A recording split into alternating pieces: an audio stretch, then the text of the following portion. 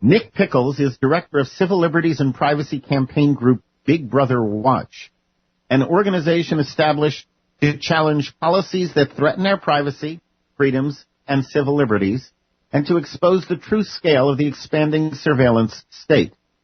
A law graduate of the University of Durham, Nick has worked with multinational companies in corporate communications, in addition to working in the House of Commons before coming on board with Big Brother Watch. A candidate in the 2010 general election, Nick achieved a 12.5% swing to the Conservatives. He has remained a commentator on a wide variety of issues, including digital privacy and web blocking, closed-circuit television, civil liberties, and digital government. Nick is also a renowned music photographer. He recently won the prestigious Rock Archive Glastonbury 2011 photography competition for his shot of the Kaiser Chiefs. His work has appeared in publications across the world. Nick Pickles, welcome to the Global Freedom Report. Hi, Brent. How are you doing? Doing fine. It's good to have you. Hey, what can you tell us about life as a music photographer? Any interesting stories you might like to share? Well, obviously it'd be compromising the privacy of the artists that I've worked with if I let on too many stories, but I can tell you that it doesn't pay as well as you may think.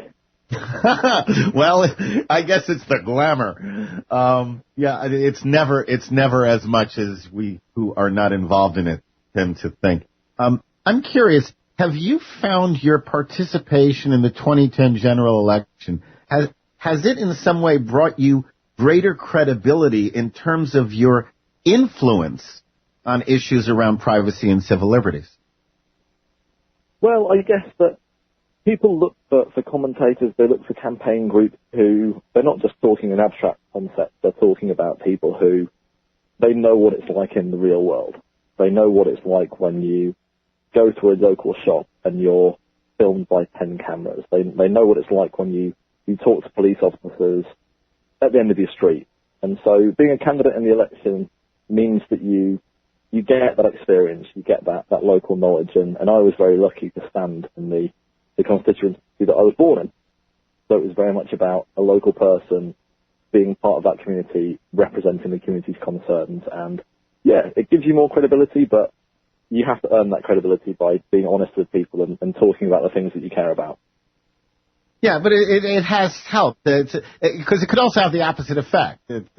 Getting involved with the general election could have the exact opposite effect in some ways. But it's good to hear that it's helped. I have to ask you about, and we're gonna talk about surveillance state and all that. But I have to ask you about the time you spent in the House of Commons.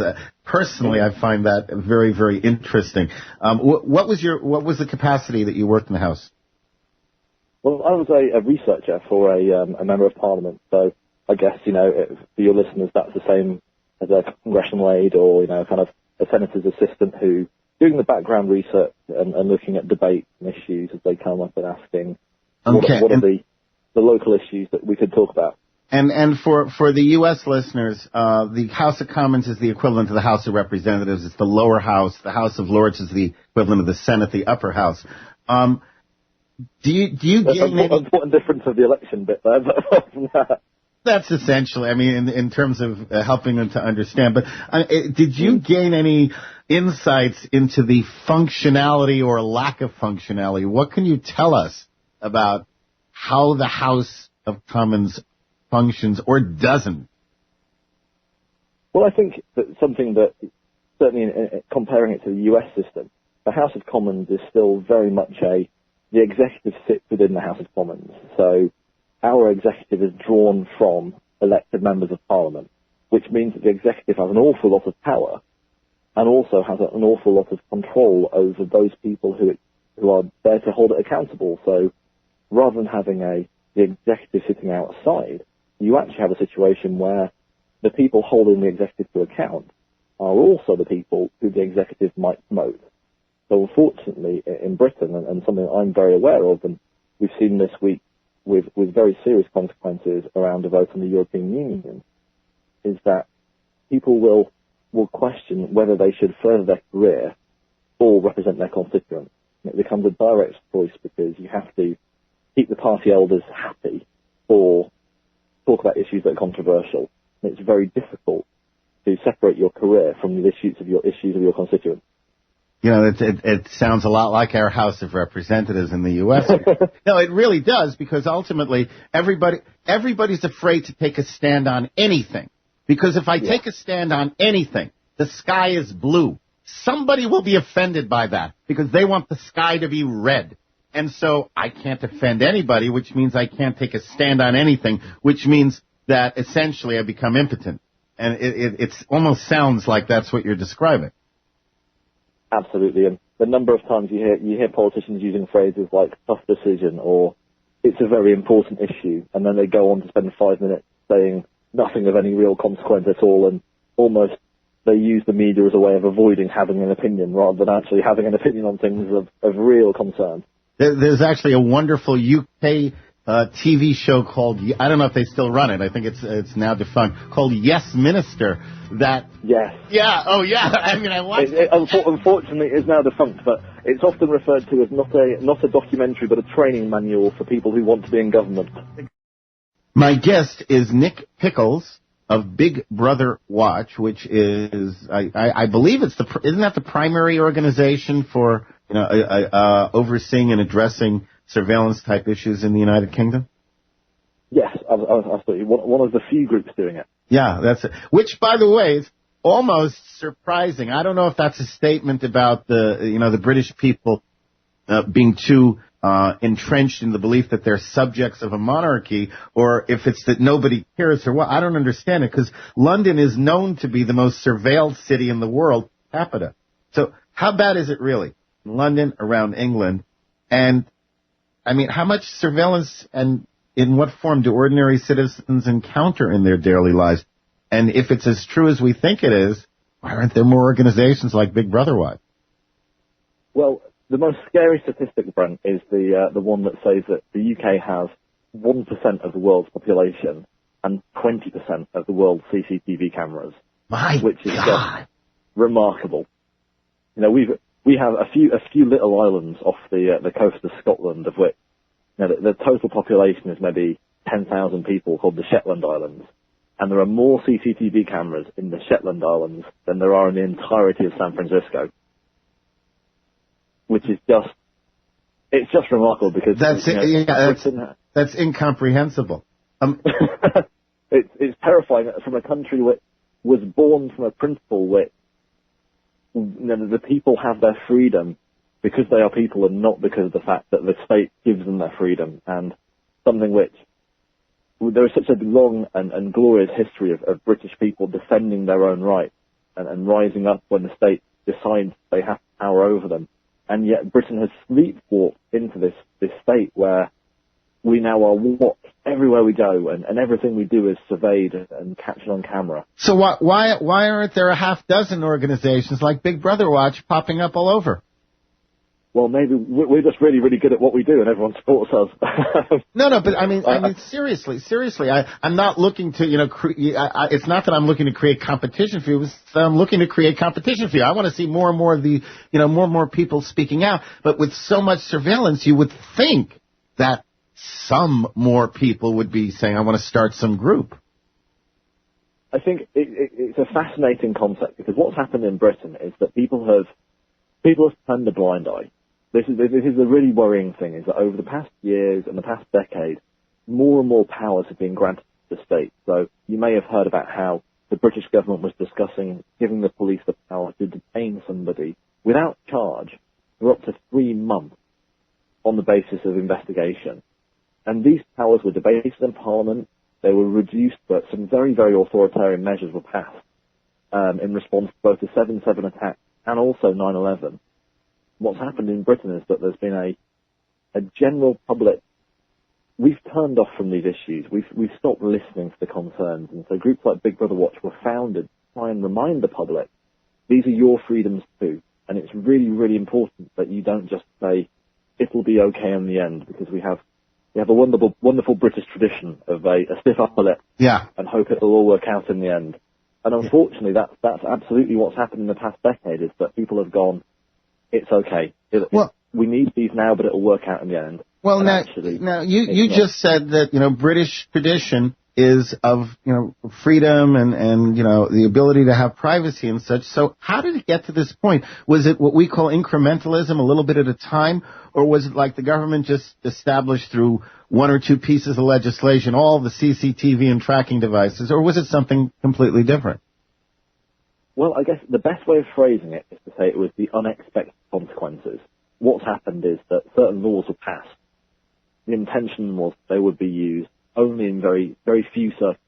So in the case where someone who was identified as a genuine threat to national security and these surveillance powers will be used against them. And what's actually happened is that local government bureaucrats, regional government bureaucrats have used these powers for things that they were never intended to do. And so we've ended up with situations, and this is, it sounds ridiculous, but it's true unfortunately, is that we've had people who are using covert surveillance to check that children are going to the right school, check that people who say they're off sick are actually sick, check that dogs are fouling in the right place. Let me tell you, you've got listeners right now, listeners in the U.S., okay, I don't know about Canada, but in the U.S. for sure, who are going, yeah, they're doing that they're doing that here as well. They're recognizing it, I guarantee you, because indeed we have heard of this exact kind of activity. And frankly, I come from the framework when you're looking at legislation, okay, you should look at it and evaluate it for its potential for abuse, not for its potential for good. That everything is sold on its noble causes, and everything hurts us because of its abuse. And so, I think that happens regularly. Now, when David Cameron was running for prime minister, he promised to begin dismantling the surveillance state in Britain. Has he done so even a little? Seems like, if anything, surveillance in England has increased since he entered Downing Street. Well, we found that the coalition government, and it's quite strange for us over here because this is we have obviously a three-party system. And for two parties to go into government is the only time I've ever known it in my lifetime. But what's happened is that in some areas they've made really good progress. So, for example, the surveillance powers available to local councils, they've come in and said, we're going to change the law and we'll make it so that they have to get a judge to sign this off. And it can only be in the most serious cases, so they have to be investigating some, which is really serious. And that's a great improvement, and it's really, it will give a lot of people comfort because they know that there's actually a check and balance on what local councils are doing. Do they have any kind of definition as to what constitutes serious, or is it left to the officer's discretion to make that determination? Well, they've left it to the judges to decide, but what the broad guidance they've given is that it's the kind of thing that would warrant more than 6 months in prison. So it's not things where you'd be fined, it's not things where you'd be given a community sentence. It's things which are generally recognised as you would be sent to prison for doing.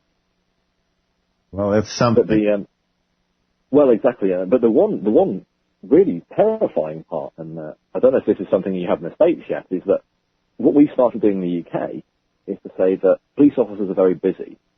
So we'll find people who are working in parks or working on the street for local government, and we'll give them police powers to say, stop somebody on the street for littering, and give them a fine and say that I saw you drop this wrapper on the street. There is a £50 fine. You must pay this fine. There's no process of allegation of guilt and proof of guilt. It's purely the one person's decision. And this is something which the coalition government, before the election, and David Cameron was very clear, said this is policing on the cheap. It's an infringement on civil liberties and a massive increase on surveillance. And actually what's happened after they've got into power is the numbers of people who've been given these powers has continued to skyrocket. And we're now looking at, to put it in proportion, 5% of our total police force is now replicated on the street to people who aren't police officers. Yeah, and they are doing similar things in the U.S. They're doing it more for certain types of businesses. They'll ask garbage collectors or mail postal person when you're going in, or a pizza delivery. You're going in to look around and see if you see anything odd. And, that's how they're doing it in the U.S. But Yeah, I remember doing the story on this. And as a matter of fact, today's question for our listeners, I haven't even asked it yet. Do you believe it is better or worse for society to have citizens help police by issuing citations and fines? And you think about that. We'll take your answers in the second hour. But, my own view is that even if there are noble reasons for it, even if we're going to make society better by doing this, if that's the argument, inevitably you're going to get at least some people who are going to say, oh yeah, I want to do that. I want to be able to have power over other people. And that kind of person is the one that's going to go out there and make it into a travesty. Well, some friends of mine and I were having a conversation earlier on today, and we're going to have badges made saying, I love due process. Because everything in the UK is currently about how can we circumvent due process to make things quicker, give people more power. And actually, you know what, it's a really, really important point that there is due process, whether it's disconnecting a 16-year-old from the internet because he's downloading music, or whether it's giving someone a citation in the street. Due process is the basis of a rule of law. And as soon as you start bypassing due process, then you're throwing freedom out of the window in the case of just trying to raise a few dollars in fines. Well, and due process is supposed to be slow and tedious. I don't want my government to operate efficiently. I want my government to operate tediously slow. Well, there's a great quote from Milton Friedman, isn't there? The great thing about government waste is that that's the money it could be spending on other things. Yeah, that's good. I like that. Prior to the royal wedding, London police went about arresting innocent people for the sole reason that they believed they might disrupt the ceremony. Not even they knew, they believed they might. Now, I'm sure Hitler and Stalin would be proud of the tactic, but was there any kind of reaction to this totalitarian approach by ordinary Brits, ordinary citizens? Did people, get outraged at all? Did they just shrug their shoulders? What was the popular reaction? Well, we've seen this a few times, actually, is that we saw it at the royal wedding. We also, and as you may have seen, unfortunately, various cities across Britain saw quite severe riots about a month ago now. And one police force decided that what they would do is they'd scan the number plates of cars driving into the city, and any car that was registered to somebody who had a history of criminal offences, they would stop their car before they arrived in the city on the grounds that we think you are driving towards it. And I'll be honest, I think a lot of British people didn't even know it had happened. It didn't get a lot of media coverage. Groups like Big Brother Watch were arguing against this and saying how it's massive breach of civil liberties and an abdication of due process. But unfortunately, what happens when you have something like a royal wedding is that everybody's so excited and so caught up in the event, they forget that the little things that happen around the edges, like people being arrested on nothing more than mere suspicion, and often were never charged of any offences, falls by the wayside because people get caught up in the general celebration. So I'm sad to say that in Britain we didn't see a large-scale reaction to the way the police acted, although it absolutely warranted one because, as you say, people were arrested and people were taken off the streets without real due course. I know you're the Charlie Veitch, the former Love Police. He was picked up because they said they thought he might disrupt the ceremony, and he was actually kept in jail for 72 hours, I think. It was a miserable experience, and he didn't do anything. Well, and this is the classic situation where national security suddenly becomes a catch-all for lazy policing. Yeah, and because you have a law saying national policing, we have that going on in the U.S. also. What's the general British attitude about personal privacy? Well, I think it's funny if actually, we obviously have the National Health Service in the UK, which is a universal provider of healthcare.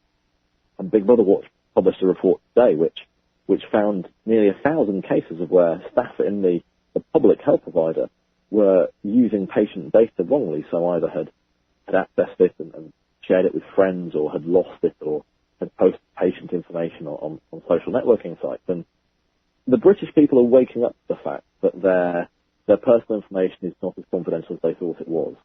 We're a few years behind you in the States in terms of how much personal information is owned by the state.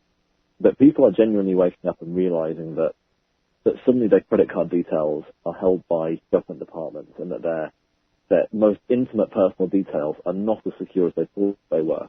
And it's a real concern.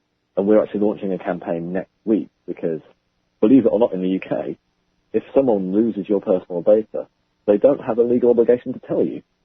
Whereas in the US, of course, you at least have the right to be made aware that someone has perhaps lost your credit card details. And so we're hoping that we can improve the situation that people are told when their privacy is being compromised, and that will awaken them to the real risks that exist nowadays with personal information, personal privacy being so openly compromised. Well, and the thing is, people do it for the convenience. It's because it's so much more convenient to be able to push a button and get all the information, and people don't think of the consequences to their privacy or to their liberty, which of course is the dilemma we all face. In England, youth have been making a lot of noise over increases in university tuitions. Now, is there a real youth movement opposing the surveillance society over there, or near the attack of fundamental freedoms, or is it just about money for tuition? Well, we've seen a few movements spring up over the summer, and the student protests were one around tuition fees. I think in the same way that you've seen with the Occupy Wall Street move, we've seen a lot of fragmented youth groups that don't really know what they want and don't really know how to go about getting what they want, but they're making a noise. And in Britain, we've not seen civil liberties becoming a cause for young people. What we have seen is that young people are protesting about, say, tuition fees, or they're protesting about the current crisis in the Eurozone that we're seeing and the amount of money being thrown at them. But we think that because young people have grown up in an environment where they're so used to sharing their personal information, and their concept of privacy is so different generations above them, that actually young people probably are the least concerned about privacy of all the generations. Yeah, because they're the digital generation now, and yeah, exactly. They don't think twice about it, which, by the way, represents a danger to those who still can see what the danger is. You mentioned Occupy Wall Street. Are there any of the, this has become a global phenomenon. I mean, people are fed up with the corporate banksters calling all the shots. Are there any of those types of protests going on or being planned in the UK? Well, we've this week actually we've had a very big protest. St Paul's Cathedral is London, a real London landmark, and it was a really proud moment for Britain that it never closed during the war. And this week it was actually closed by Occupy the London Stock Exchange protesters. And unfortunately, they've not had a clear message. They don't seem to know what they want. But there's definitely a movement emerging in the UK which is slowly figuring out that in the UK as the US, an awful lot of taxpayers' money has been used to bail out banks who made very bad commercial decisions. And young people, and we have a problem in the UK because 1 in 5 young people is unemployed. But even people who graduate from university with good degrees are struggling to find jobs. And they're going to the street and saying, why is it that my parents' taxes are being used to bail out banks, but at the same time, those banks aren't lending to small businesses that could be hiring me? Yeah, that's a great question. It should be asked. It really should be. You also mentioned the Euro situation and the EU. What's the general attitude among Brits about that? I mean, are they pro-EU? Do they want out of the EU? What's going on? Well, on Monday this week, there was a vote in the British Parliament looking at how, basically asking, should we have a national referendum on leaving the European Union? And 111 members of Parliament backed that vote. That was obviously not enough to pass it and make it binding. But it's really on the agenda now, is that the UK is looking at countries like Greece and countries like Italy and Spain, who the governments have spent far and far beyond the amount of money they ever could afford, and yet, say in the case of Greece, their public sector workers still retire at 55. And yet British people are being asked to work till 66, 67 to essentially contribute to the European experiment of a single currency. And it has become a political issue now, and there's been several polls this week that suggested that the British people are broadly split on leaving the EU. 50-50. But what a lot of people are now arguing for is that we need a free trade agreement and not a political union. And I think that you will see in the next couple of years that becoming a much more popular argument in the UK. Well, just from experience with what the U.S. has done with free trade agreements, free trade agreements are not about free trade. They're about managed trade. And the experience is that every country that's part of the U.S. free trade agreements, the U.S. has very, very severe strings that it puts on the participation of those countries. And that's exactly what's going to happen. If you have free trade agreements, it's going to be, and probably it'll come out of Brussels in the end, but it's going to be somebody telling you that you have to conduct trade this way. So just be forewarned as you enter into that ugly arena. My guest has been Nick Pickles, director of Big Brother Watch. If you want more information about his work and the work they do, www.bigbrotherwatch.org.uk. Nick, I'll tell you one thing. I'm glad that there are people like you on the other side of the Atlantic who are doing this necessary work for freedom. And likewise, Brent, it's been an absolute pleasure. Thank you for your time. Thanks so much. God bless, and keep up the great work.